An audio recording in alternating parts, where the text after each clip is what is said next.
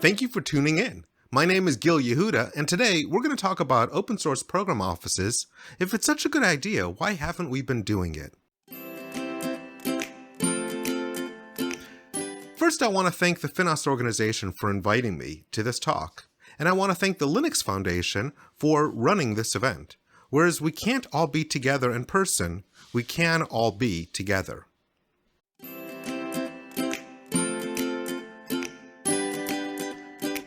The talk is divided into 3 sections. First, let me give you an introduction, tell you what we're going to talk about and why.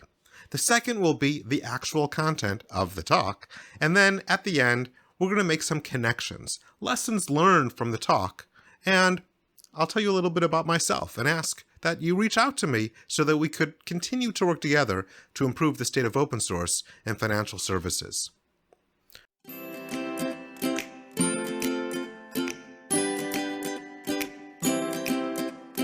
So let's talk about the title. If it's such a good idea, why haven't we been doing it? Well, there are 3 assumptions that are being made by that title.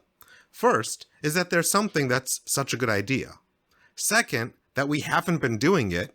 And third, that there's a reason why. Well, let's test those assumptions for a moment.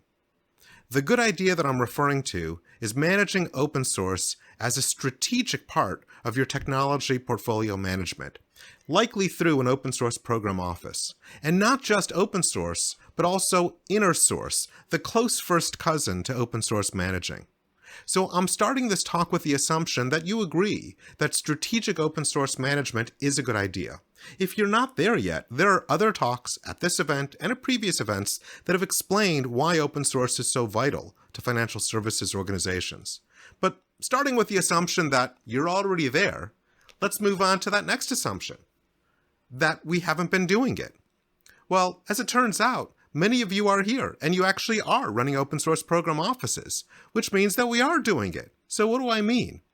Well, what I mean is that I think that we can be doing more, and that we face structural resistance to our success, and that I know that I've run into types of resistance in running an open source program at a financial services organization, and I encountered that 20 years ago also.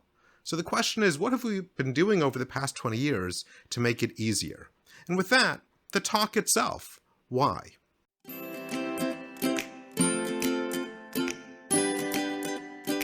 So I'd like to give 3 reasons or 3 frictions that I think are very relevant to open source programmatic management and financial services. I want to recognize that we're a regulated industry. We have regulators, and the regulators set the tone for how we view technology and risk management. I also want to examine the nature of our organizations in our industry and how our organizations typically differ from organizations that are more tech company focused, where open source really emerged.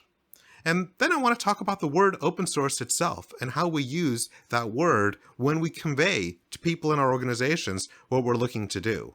And let's start with that, the use of the term open source itself.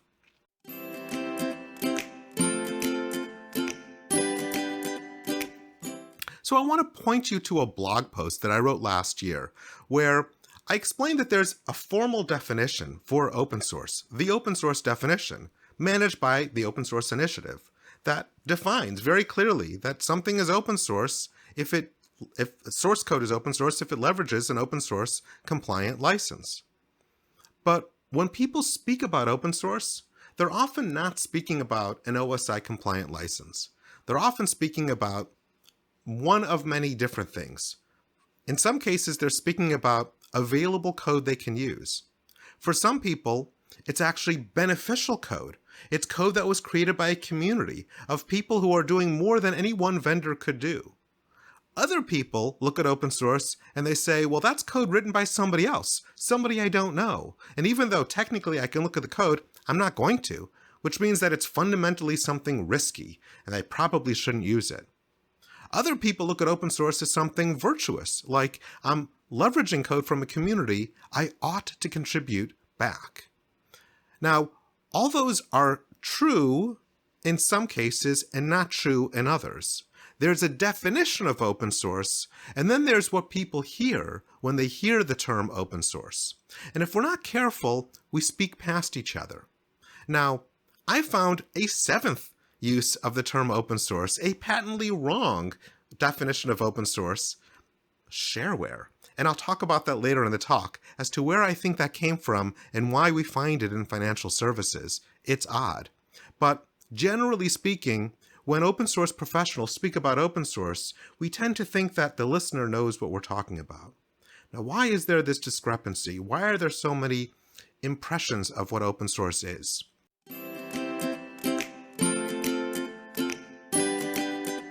One of the observations that many have made is that when technology grows, there's an adoption curve. It starts by one person with a great idea, maybe working with a team of other people to enhance that idea. And at some point, there's an inflection. For successful technologies, vendors come in and productize that technology and make it available to the masses. So if you think about the life cycle of technology, there's the pre-production or pre-product phase where the technology is growing and where communities or people are invited to grow and enhance the technology to have it become what it will ultimately become. And then there's the post-product stage where vendors bring that product to their enterprises, to their customers, and support it, integrate it, leverage it. The growth of the technology is stifled a little bit, but the adoption is increased. Tech companies tend to look at technology on the pre-production side. They're tech companies. They're creating the technologies. They don't often need vendors to provide them with support. They're the ones who are creating the technology themselves. Whereas enterprises and financial services in general tend to look at technology in the post-production phase. They're looking at technology they can buy, not necessarily technology they can make themselves. Now, yes, that's a broad generalization. But I mean to generalize and to say that when most people in financial services look at technology, they're looking for a product they can buy, not an idea they can develop. Now, here's the reality. Most open source projects don't become products. They don't have a vendor that supports them. So sure, Cassandra, Kafka, Hadoop, many of these great projects have technology companies, have vendors that support them, and you can purchase support and additional features, proprietary code from these vendors.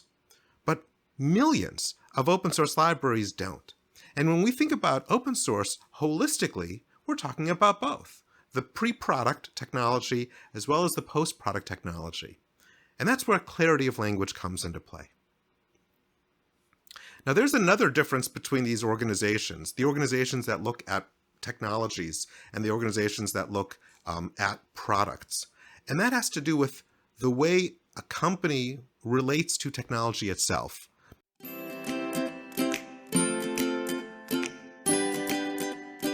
Now, often open source people talk about corporate culture, and we use the term culture loosely, but it does have a definition.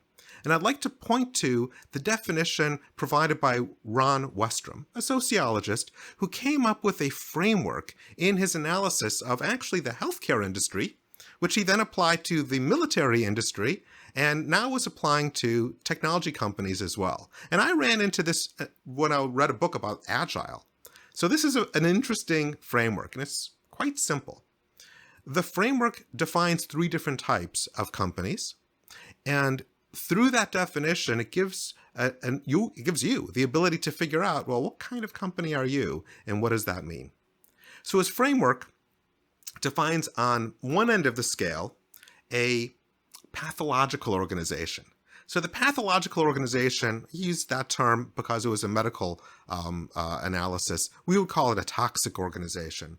The toxic organization is an organization that is controlled by power, and that if you were to come and request change, you might get shot down because your improvement may show somebody up. Toxic organizations aren't really great places for open source to thrive. In fact, they're not even very great places for careers to thrive, unless, of course, you're the person in power. Now, on the other end of the scale, there's the generative organization. So the generative organization is quite the opposite of toxicity. It's the organization where people welcome change and they welcome great ideas. And they say, oh, if there's a problem, let's meet and see what we can do to fix it.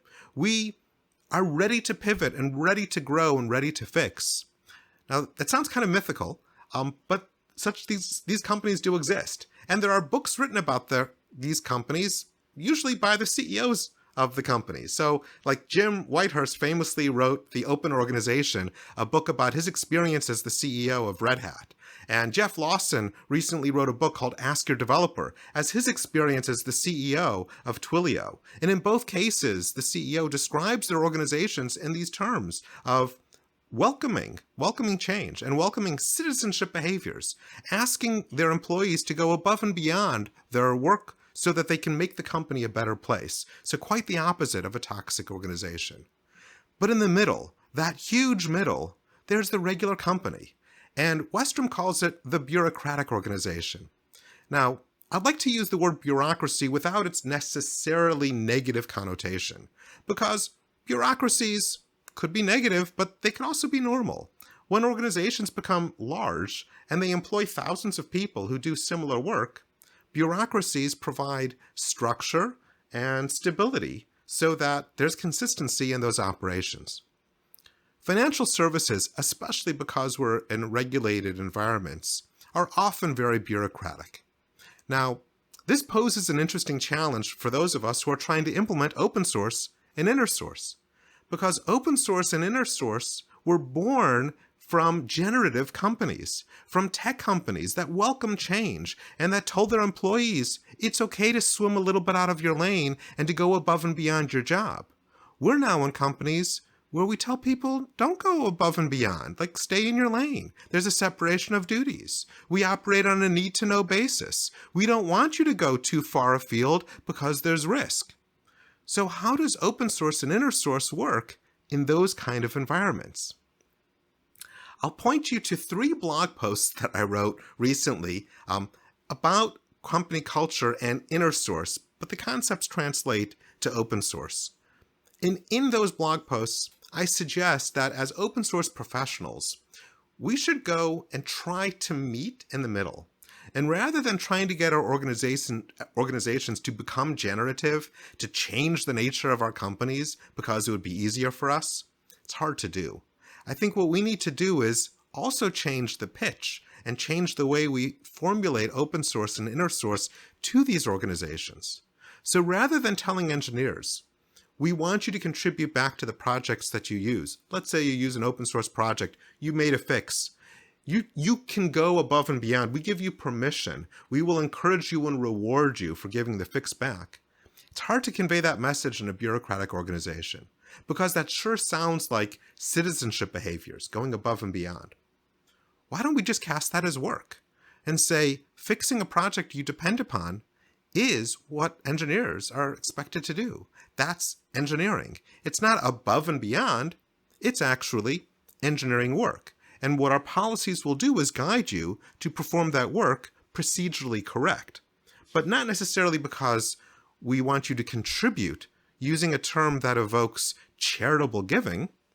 It's because we want you to fix a project that we depend upon using an engineering term.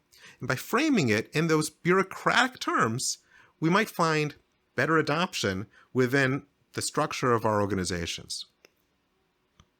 So lastly, I want to talk about the fact that we're a regulated industry.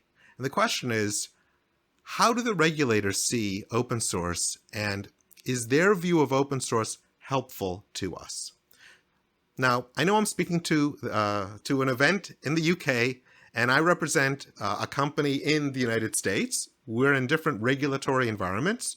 There are folks here from other regulatory environments as well, in the EU, Canada, Brazil, etc. So what I say here really reflects what I've seen in the United States, and I'm coming to you with a question. Is this your reality in your jurisdiction? If so, share that with me, because I think together we can work to improve the regulatory conditions for all of us. And if this is not the same in your environment, still share that with me. I'd love to contrast and understand where our regulators are relative to where your regulators are with respect to technology. So I want to point to one specific case. This exam and publication was just published in July of this year from the FFIEC, which is one of the regulatory bodies that United States banks are subject to.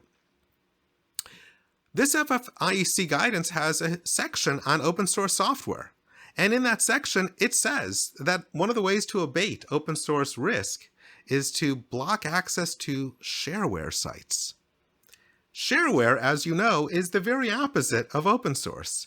And shareware, if you remember, isn't really relevant these days. We don't really use shareware. We did maybe 20 years ago. So why would the FFIEC tell us about shareware in relationship to open source? So the guidance itself points to another document, and that document was the FFIEC guidance on open source in 2004. That happens to be the latest guidance that was published by the FFIEC on these technologies. 2004 was a long time ago. Now, the guidance is pretty good, especially in the context of 2004. It talks about case tools and RAD technology and all the things that you may remember if you were in the business in 2004. But 2004 was also the year that MySpace was launched. It was the year that BlackBerry came out with a color screen. It was 3 years before Git was invented. It was the year before Steve Ballmer famously said of Google, "They're not a real company, they're just a house of cards." It was 4 years before the CEO of MySpace said that he wasn't afraid of Facebook as a threat to his company. 2004 was a long time ago, and technology has evolved. Guidance needs to as well. Now, much of the guidance is generic and timeless, but some of the risk isn't. We now have cloud computing. We have mobile computing. We have a new way of managing software with Git, relatively new to these guidances. And we need to make sure that our regulators recognize that so that they set the tone for open source not as being shareware, which it once was, but as being the fundamental platform for all technology that we have today. So where does that leave us with the talk? I think that we have structural challenges in financial services that pose frictions to our success, but they're frictions that we can smooth over. When it comes to the use of language, I think we should be clear and test our assumptions with people we speak with. When we say open source, what did they think we mean? Did they think we were talking about a vendor or a community or good code versus bad code? Let's define what that is so that we're speaking about the same thing. When it comes to our organizations, are we asking our bureaucratic organizations to be something they aren't? And if so, are there ways maybe we can cast what we're trying to do in a framework that would work better within our organizations? If so, let's try doing that. And when it comes to the regulators, let's work together to make sure that we're on the same page with respect to the technologies that we're using and how we're using it. And together, I think, we'll be better at managing open source as an industry.